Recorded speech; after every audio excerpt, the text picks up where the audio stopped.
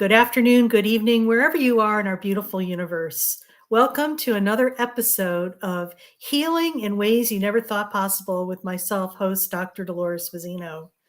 Today, we're going to talk about chronic pain. And chronic pain is, I'm going to call it like a pandemic within itself because so many people suffer from that and they seem not to be able to surmount the unsurmountable. Today's guest, Elizabeth Kipp, is going to talk about her journey with chronic pain anxiety, and she's also going to share with us some highlights. Elizabeth R. Kipp is a stress management specialist, ancestral clearing practitioner, trauma trained and yoga informed addiction recovery coach, yoga teacher, and author of The Way Through Chronic Pain Tools to Reclaim Your Healing Power.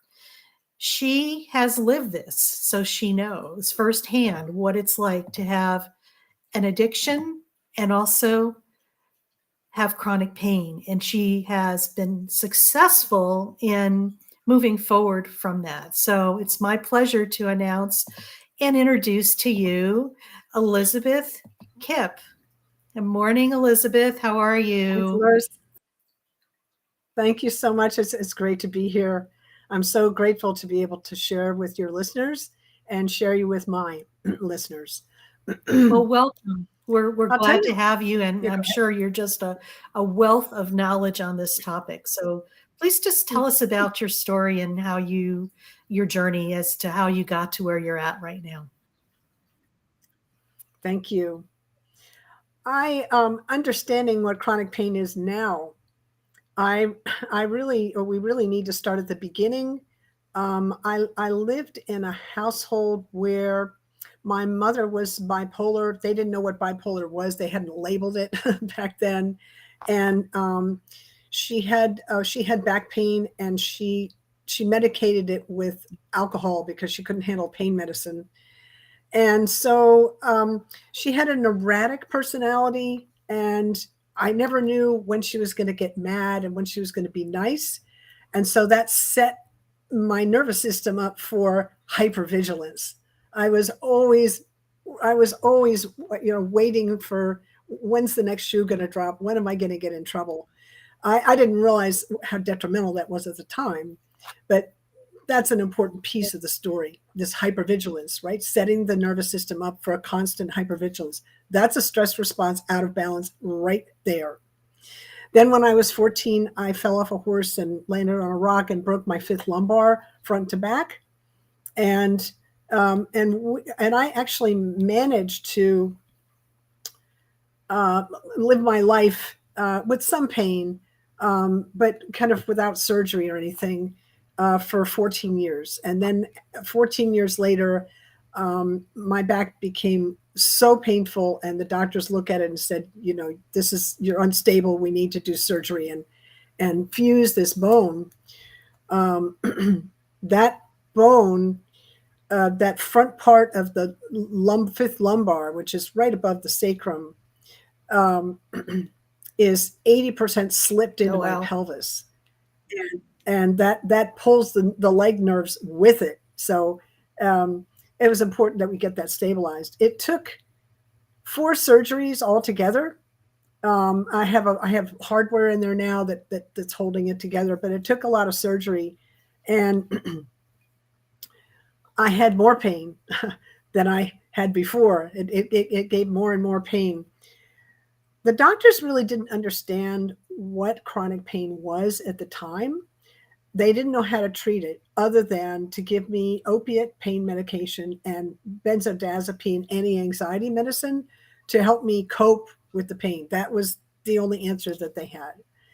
And the other thing they said to me was that I would be in level 7 out of 10 pain for the rest of my life, 24/7.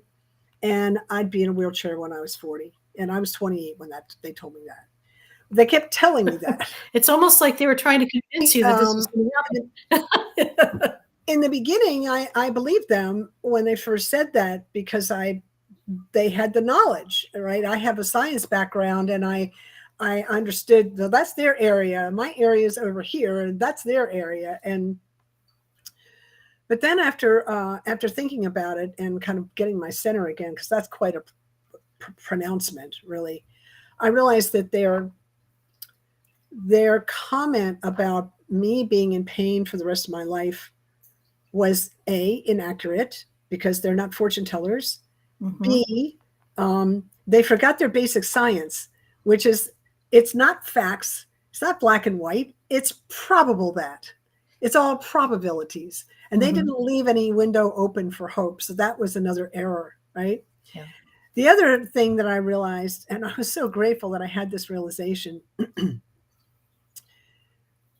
we heal and live in the all that is.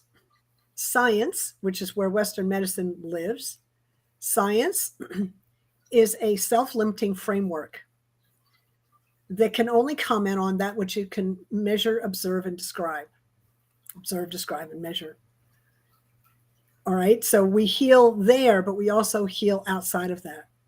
So it can't comment on anything outside of what it can observe, measure, and describe. We heal everywhere. The doctors forgot the limitation of their own model. And I saw that.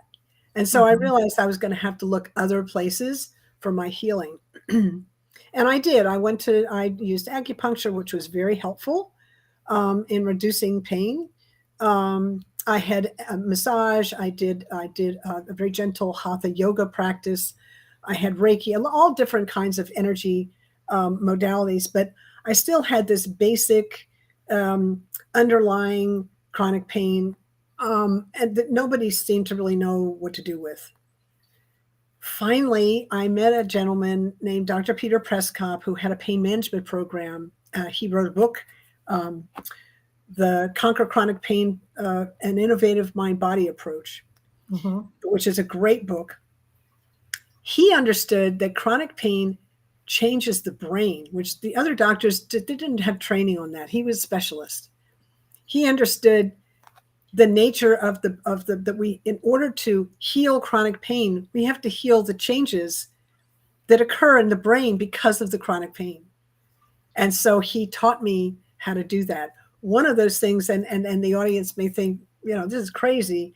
One of the most profound things was to meditate, to calm the mind. Chronic pain creates a lot of chaos in the brain, a lot of pronounced negativity, a real negative bias in terms of what we think about ourselves, what we think about the world, what we think about others.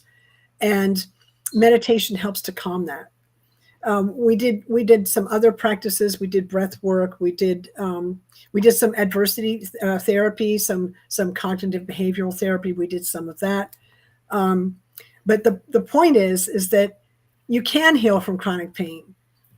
It's not a life sentence. Well, and it is true, and I could speak from this because I bridge Western medicine with, the spiritual. And I think there's so many limitations with Western medicine. And I find that a lot of times practitioners will tell a patient things, but they project a lot of their fears and anxieties with that onto the patient. And the patient may not even have that, but yet the patient is giving their power away to that and taking it on as their own truth, when in essence it's not. Oh, so important. I'm so glad that you said that. Another thing that I learned along this journey was who's responsible for my healing. So the greatest healer in my life and everyone else's life is within, right? That's so great. Instead of looking out there for the answer all the time, I give 20% of all the responsibility for my healing to the entire medical world. All healers, doctors, 20%. The other 80% is between me and that God or creator or whatever you want to call it, that intelligence within. So I take that. The medical community, all the healthcare people out there, they guide me on how to support the body as it heals, and the mind, body, and spirit as it heals. That's their job. And my job is to listen, do the best I can to follow those orders, provided they make sense, right? Like, I'm not going to follow the order, you will be in level 7 out of 10 pain for the rest of your life. I'm not going to follow that. Right. That doesn't make sense, right? Right. But I follow the orders the best I can. And then I just have to get out of the way and let the body heal. Absolutely. And I think for so many people, that is a challenge, because this is where, it takes patience, courage, and more patience. And just, I call it TLC, the tincture of time. It's that you just have to be kind and allow your body to heal. We're in such a society where, and I think you could agree on this, is that everybody's in a rush to do things and to make it better, or to fix things. And sometimes the solution is to allow it to unfold and be with it and experience what it's teaching you, because it's really teaching you a lot about yourself. Mm-hmm. And I think a lot of times people want to bypass and not want to go there. They Yes. want to fill a procedure or something just to, throw on the situation, which never gets to the deeper, richer components of why this is so. It also blocks our healing. Oh, absolutely. Right. Absolutely. Yeah. So tell us more about, the whole chronic pain thing with you, and what your journey was with that in more detail. And because I know you and I shared in a conversation that you were addicted to opiates and stuff like that. So tell us what that was like coming off of that, and how. Lord. Yeah. Because I think that's important to know. I was on opiate and a benzodiazepine medication, anti-anxiety medication for 32 years. The last 15 years of that was fentanyl and Ativan. Oh, wow. And no small dose of it, by the way. So the fact that I'm sitting here is rather miraculous, because a lot of people take fentanyl and they don't wake up because it represses their nervous system. They just stop breathing because it's so strong. Oh, wow. Yeah. So it's a tricky one. That's a very dangerous medication. So coming off of that was brutal. I was in a chemical detox hospital bed for 10 days. They gave me an interesting a cocktail of medication, kind of a mix of this and that, of medication to help the body, help calm the body enough so that as the detox, as the shift changed, as the medicine's not coming, as the pain medicine and the benzo are not coming in, the body has a chance to adapt to that new environment. Right. So that was pretty brutal, but I managed. I had a beautiful staff with me, and they made sure that they kept me safe. What was interesting was when I got up out of that bed, I was in there for 10 days, so I lost all the muscle tone. I had to do a lot of rehab to get walking again. But I went from the bed, I stood up just long enough to get into a wheelchair, just long enough. And when I stood up, I noticed something. It was astonishing to me. I had no back pain. And I was like, oh my goodness, there's no back pain here. It was astonishing to me. And then I got in the wheelchair. I still had a lot of pain in my gut, which was residual to all the opiates.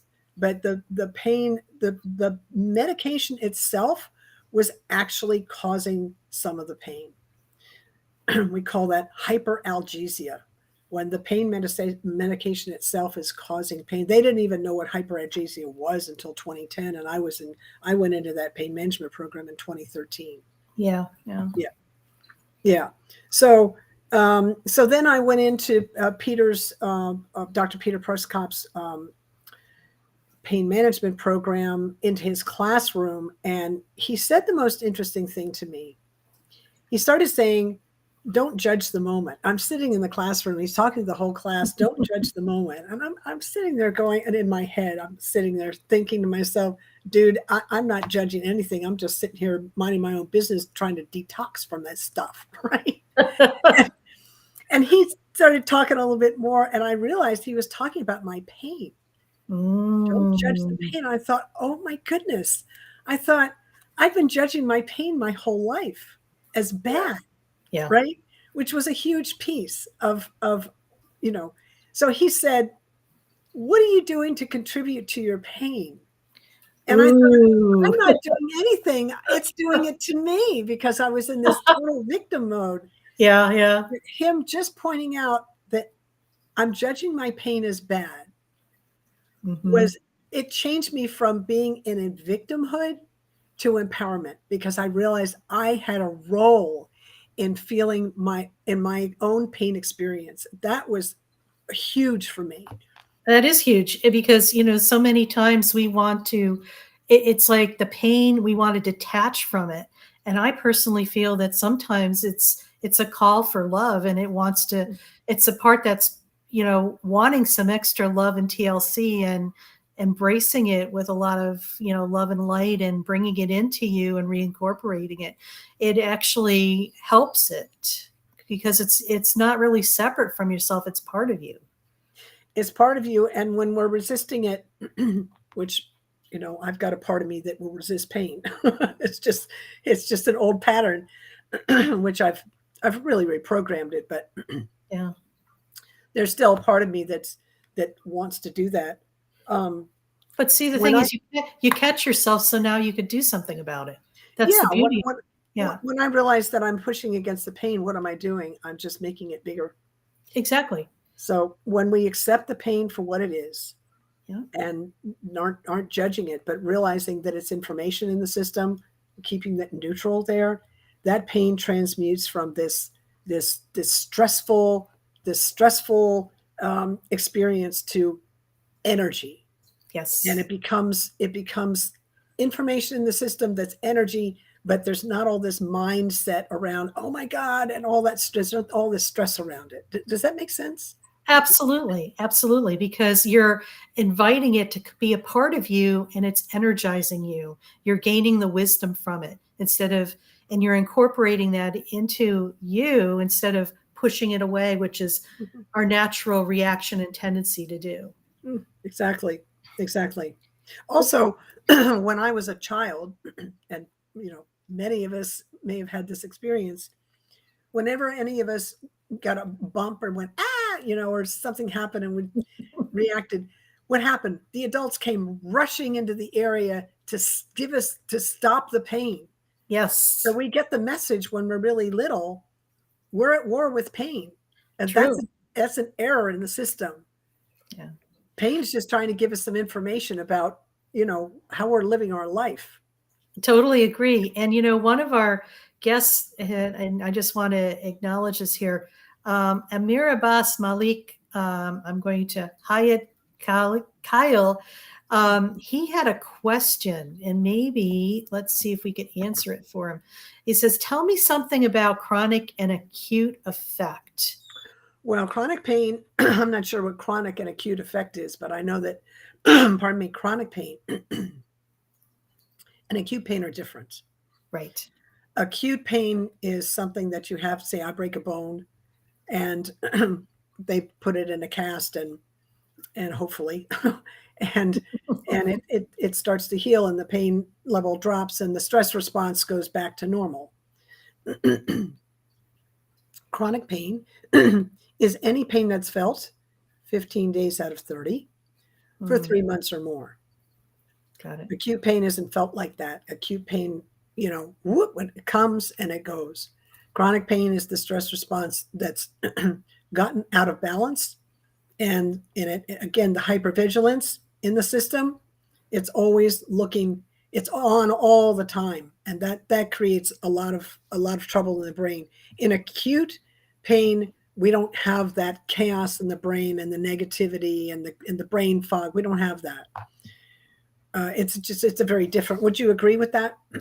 I believe that that's very true because it's almost like when there's a chronic condition, it's like your body just restructures itself to accommodate that.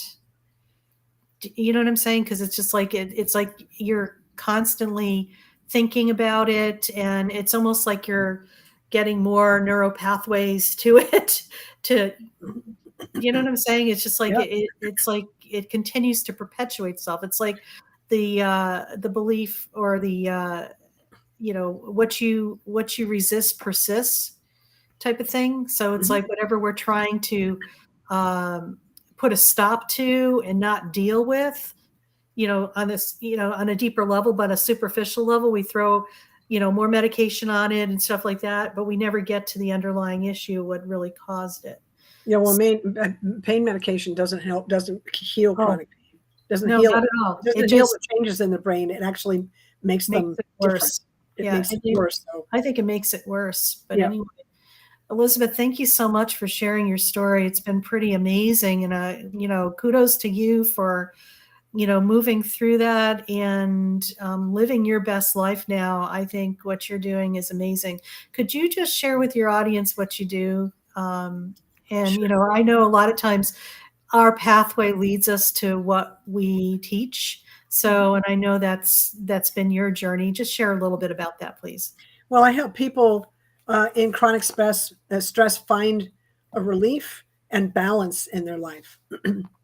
I work a lot with chronic pain sufferers. I work with people that are in recovery from chronic pain and maybe have a health challenge where they're trying to stay off medication. I work with people in recovery, and I also work in the ancestral healing realm around uh, helping people release the burden they carry from their lineage, not just their past in this lifetime, but from their lineage, which can actually contribute to chronic pain as well. So that's kind of Interesting. my area. Yeah. Yeah, interesting. The whole ancestral um,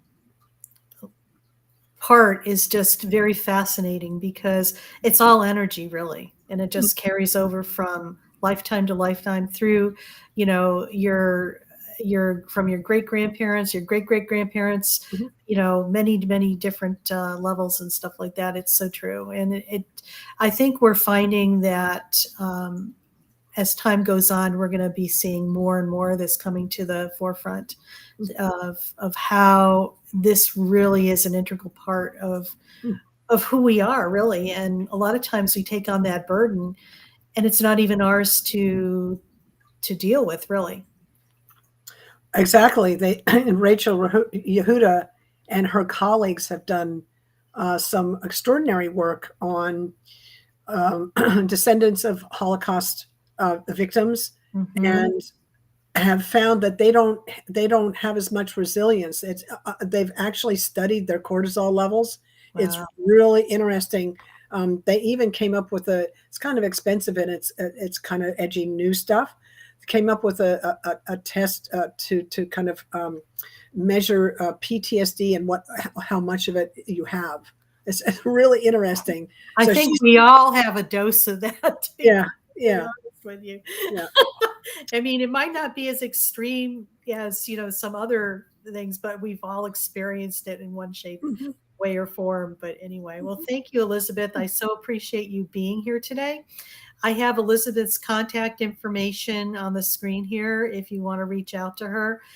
You could reach out to her at elizabeth@elizabeth.kipp.com. Her website is www.elizabeth.kipp.com. And you could probably find a wealth of information about her and her offerings. So, any last words to our audience before we close? Oh, thank you so much. I would, if anybody, the one thing I want them to realize is the greatest healer lives within you. Mm, Remember that. that's true. Yeah. True that. Thank you so much for this opportunity. You're so welcome, Elizabeth. And so I just want to thank the audience for listening. And I hope you learned something today. If you like what you hear, I invite you. Oh, I'm going to put this down in the bottom of the screen. There it is. To subscribe to our YouTube channel at Dr. Dolores Fazzino. We're trying to grow our audience and our influence. And if you have one of those minds that never stops chattering or is never in the present moment, have I got a little gift for you. It's a free meditation, and it is a grounding meditation that allows you to be in the present moment. So I invite you to go click on drdoloresfazzino.com/free-video for that. And once again, thanks for listening, and stay tuned for another episode next week on healing in ways you never thought possible. Goodbye for now.